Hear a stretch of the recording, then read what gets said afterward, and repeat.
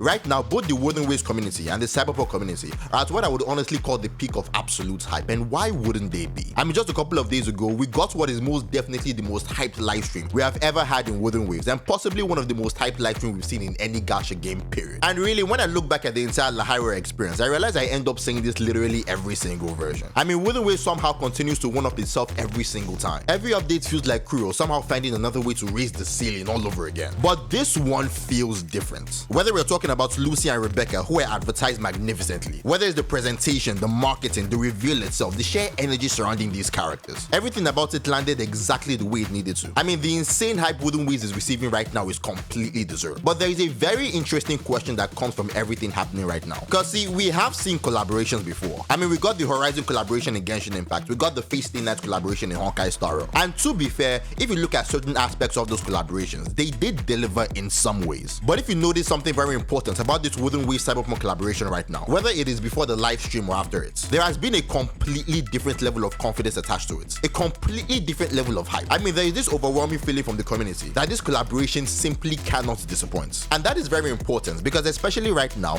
this is not something you would see in Genshin Impact or Honkai Star Rail collaborations. Even though those games are objectively bigger in many ways, I mean, they have the larger audience, more mainstream reach, more financial success, and far more established communities. Yet, despite all of that, the level of trust and excitement surrounding this Wuthering Waves collaboration feels completely different. So why is that the case? Why are people already treating it like it is a guaranteed success? Why does the community reaction feel fundamentally different from what we usually see with other gacha collaborations? That's what we're going to talk about in this video. So if you're into the kind of content, make sure to like the video and let me know your thoughts in the comments below. Do you think this confidence only comes from the current problems surrounding games like Genshin Impact and Honkai Star Rail? Or do you think there is something deeper going on here? Tell me that in the comments below, and of course don't forget to subscribe and give us a thought on any of my future videos. Alright, let's get into it. Now I imagine some of you are probably confused by this question. I mean, at the end of the day, we are talking about Hoyoverse here. We fully understand the kind of company we're looking at. A company that has become far too comfortable giving the absolute bare minimum in certain areas. That criticism is not new. It is something the community has talked about for years at this point. And yes, when it comes to a game like Genshin Impact, especially after the more recent character controversies and frustrations surrounding the game, it becomes very easy to connect that idea to them directly. But Honkai Star Rail is a very different conversation, especially when we are talking about collaborations. Because if we look at the Fate Stay Night collaboration, what you come to understand is that in some areas, this game actually delivered. I mean, last year we got Artoria and Archer, and regardless of your personal opinions about Honkai Star Rail as a game, when it comes to recreating those characters, they genuinely went all out. I mean, Artoria's Excalibur attack is practically one-to-one with what we see in the anime. In fact, depending on who you ask, some people would even argue that it looked better in certain moments. I mean, the sheer presentation behind it was incredible. And the same thing goes with Archer as a character, especially his ultimate. I mean, not only did it look amazing visually, they even had him recite that iconic line exactly the way fans wanted it. I am the bone of my soul.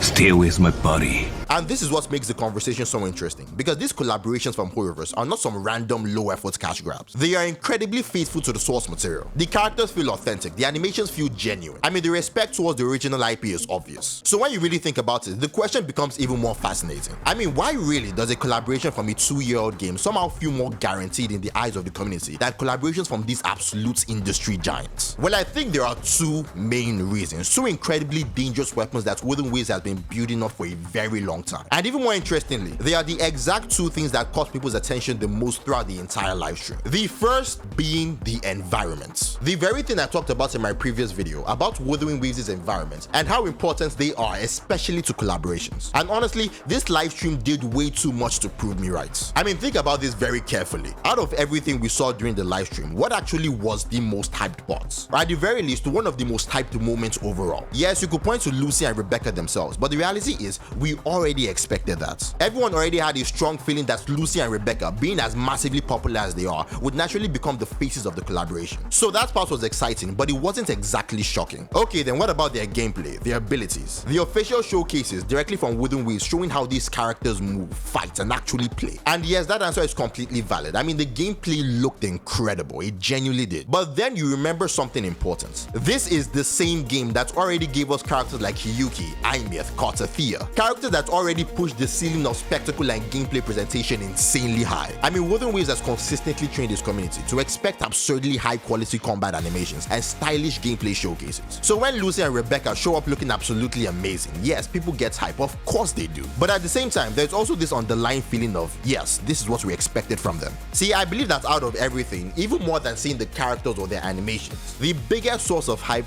was seeing Night City itself. I mean, there was a completely different level of excitement attached to seeing this city in the live stream, more so than anything else that was shown. And I believe the reason for that is quite simple. The reality that we are actually going to experience Night City. I mean, this is a city that many of us have only watched through Cyberpunk Edgerunners. We understand the general vibe, we understand the atmosphere, we understand the idea that the animations were trying to convey when they showed us Night City. But now we're not simply going to watch the city, we're going to experience it. And not just any version of it, but Wuthering Waves' version. The same game that made it a standard to turn every single location into an entire experience. Whether it is through the visuals, the mechanics, the way the players interact with the environment itself, Wuthering Waves continually finds a way to turn every single place into a memory. I mean, you have to understand just how important this is. Because yes, as I said earlier, Honkai Star Rail had a lot of strength with this collaboration, but it's also had arguably even more faults. I mean, the bloated story, the constant yapping. These are things that people complain about consistently. But out of everything associated with that collaboration, whether you have played Honkai Star Rail or not, the one thing that people across the entire gacha space could point to as the biggest problem was that insane question: why am I in Britain? And as funny as that line is, as much as the community mocks it, especially recently with this Wuthering Waves collaboration, and boy have they mocked it, the reality is that what defined that moment more than anything else was the environment. I mean, when people think about Britain, they think castles, they think knights, they think soldiers. That is the image that exists throughout media, and that is also what Fate Stay Night itself associates with. But Honkai Star Rail ended up giving us the most generic wilderness imaginable. I mean, a copy-paste from Genshin Impact. And as insanely funny as that situation was, one thing that nobody can deny is that it was equally disappointing. Having the same disappointment that was felt when we even look back at the Genshin Impact collaboration. I mean, yes, Aloy in Genshin Impact is quite literally one of the most bare minimum characters in the game. But just imagine if Genshin had actually built a separate region for that collaboration. Imagine a region that mirrored what existed in Horizon, a dedicated environment built around that world. I mean, even though we cannot agree that Genshin Impact would never be able to perfectly recreate the Horizon experience or perfectly capture that Horizon vibe, the reality is that Aloy would have been a significantly more memorable character if Hoyoverse still went through that trouble. That is the importance of environments in collaborations. The second absolutely dangerous weapon that Wuthering Waves possesses, and a very close second to the environment itself,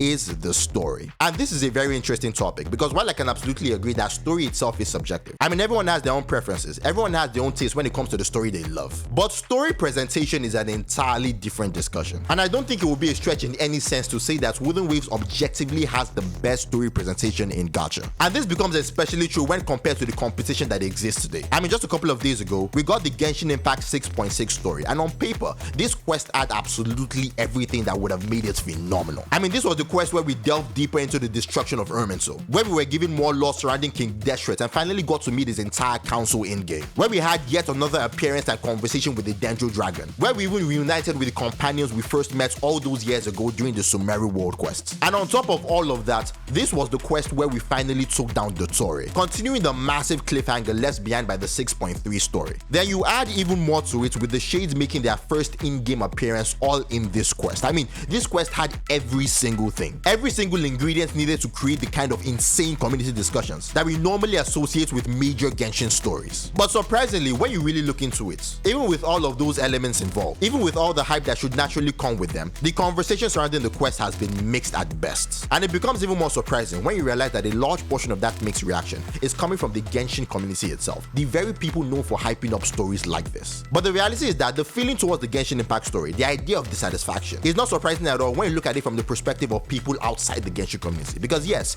even though Genshin had all the ingredients necessary to create the perfect quest, the one thing it lacked drastically was presentation. I mean, in classic Genshin fashion, this quest was 99% dialogue, long, unskippable, and at times incredibly mundane dialogue. Then the remaining 1% was that absolutely incredible cutscene at the end. It is a formula that Genshin Impact has been following going for years, a formula that anyone who has spent enough time around the game has already come to fully associate with it. And really, if the conversations I've been seeing online are anything to go by, the exact same formula is something people also associate with Honkai Star Rail. Whether we're talking about the regular story chapters or even collaborative stories, this is what those communities have gotten used to. But Wuthering Waves is a completely different ballgame, because alongside the phenomenal characters, the incredible animations, the gameplay, the environment, the experience of its story is also something that has become inseparable from the game's identity. I mean, starting all the way back in Reguna with the phenomenal 2.2 story, moving into the Avenolium, facing Fleur-de-Lis in that incredibly cinematic battle, then moving into the 2.4 story in Septimonth, where we experienced a story told through two versions of the same experience. And it just keeps going. There was the 2.5 Prolova story, which many people consider one of the greatest stories we have ever experienced in Wuthering Waves. Then the 2.6 Augusta story, followed by the 2.7 Climactic story. And even now, the momentum has not stopped. If anything, it has only gotten better. I mean, we had the 3.1 I-Myth story just a couple of months ago, another story that many people consider one of the greatest experiences in Wuthering Waves. Then just a couple of weeks ago, we had a literal Gundam fight in the story, and only days ago, Wuthering Waves gave us a horror experience. I mean, we have reached a point where Wuthering Waves has gone far beyond simply proving that it is capable of delivering experiences like this. It has proven that the developers are masters of it. And now, in just a couple of days, we're going to see that same Wuthering Waves magic, that same Wuthering Waves penmanship applied to Cyberpunk. The same developers who have repeatedly delivered memorable experiences are now going to be heavily involved in a collaboration with a team that gave us one of the greatest anime experiences we have received over the last decade. I mean, the excitement people feel right now is completely within expectation. See, if you follow the entire conversation, what you probably come to understand is that beyond anything else, there is one underlying factor that contributes more than anything to Wuthering Waves' success, and possibly more than anything to the success of this collaboration. And that factor is competence. I mean, there was a time when me, you, and practically everyone else in the Wuthering Waves community worried about Kuro Games becoming complacent. We worried about that moment when Wuthering Waves would become successful enough, make enough money, gain enough resources, that the developers will stop pushing themselves, that they will find it easier to become the next Genshin Impact, to stop putting in the work, to stop giving the game the level of dedication that helped build its reputation in the first place. But if nothing else, this entire collaboration is proof of how unfounded that fear has become. Because the reality is that what we see today is the result of the dedication Kuro Games has consistently maintained with its game. And looking forward, whether we're talking about future stories, future characters, future collaborations,